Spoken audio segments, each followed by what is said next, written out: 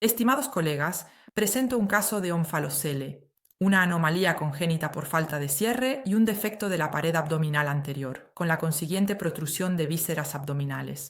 Como las asas intestinales, el hígado, que protruyen a través de un orificio herniario, ubicado generalmente en la base del cordón umbilical, el cual de hecho está involucrado y suele localizarse a nivel del ápice del saco. Herniario, es decir, el contenedor de estas vísceras herniadas que las contiene y está formado por peritoneo y amnios.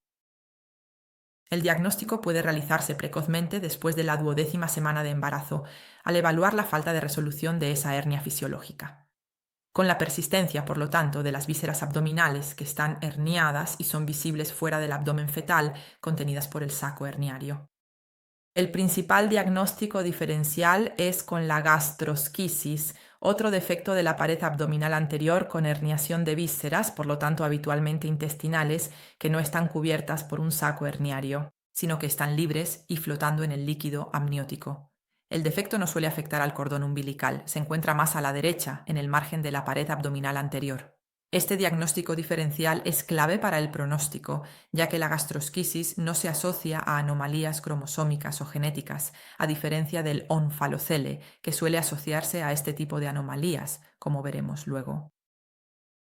El onfalocele puede estar relacionado con factores como el tamaño y el contenido. En particular, si es pequeño, es decir, menos de 5 centímetros, suele contener casi exclusivamente asas intestinales o los onfaloceles gigantes de más de 5 centímetros con defectos mayores que pueden incluir parte del hígado. Otros factores pueden ser la asociación con anomalías de tipo estructural, de hecho, del 30 al 50% se asocia a anomalías cardíacas, renales o defectos del tubo neural, como espina bífida o a síndromes.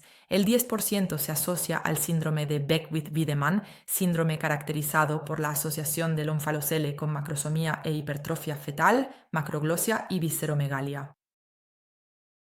La aneuploidía puede influir negativamente en el pronóstico. De hecho, en el 40 a 50% de los casos, el onfalocele se asocia sobre todo a trisomía 13 y 18. En los casos de onfalocele gigante donde el defecto herniario es mayor, al incluir parte del hígado, su asociación con aneuploidía y anomalías cromosómicas es menor, de apenas un 5 a 6%.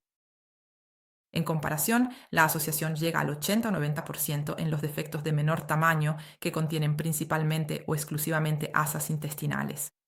En cuanto a la asociación con anomalías estructurales, ya sean cardíacas o extracardíacas, los porcentajes resultan ser muy similares entre ambos tipos de defectos, independientemente de su tamaño.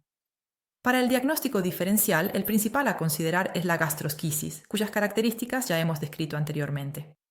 La pentalogía de Cantrell se define como una condición que incluye un onfalocele y un defecto de la pared no solo abdominal, sino también torácica, afectando el esternón y el diafragma, así como también la presencia de una ectopia cardíaca.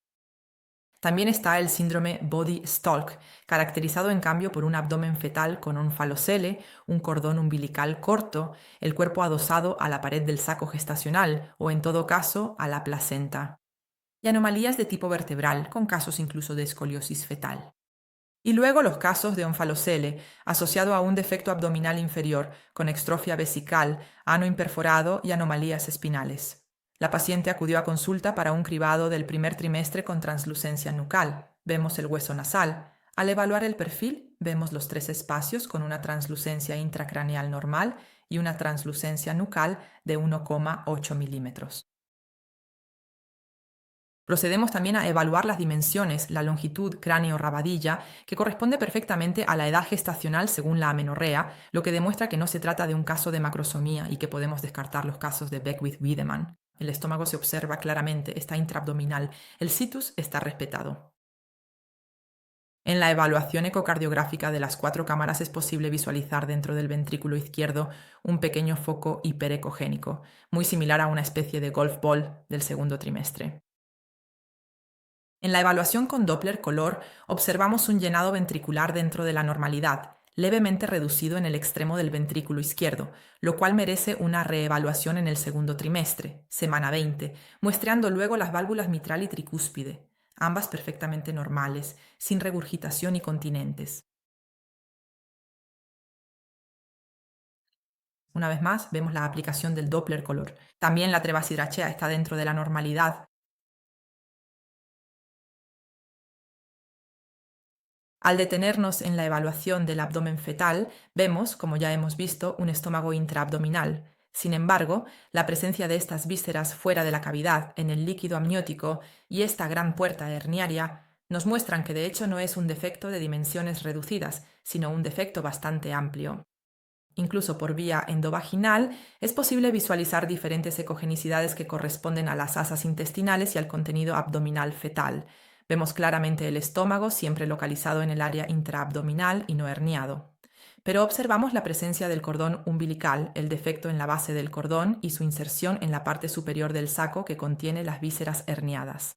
Es probable que la ecogenicidad pueda ser representativa de una parte del hígado herniado dentro del defecto del ónfalocele.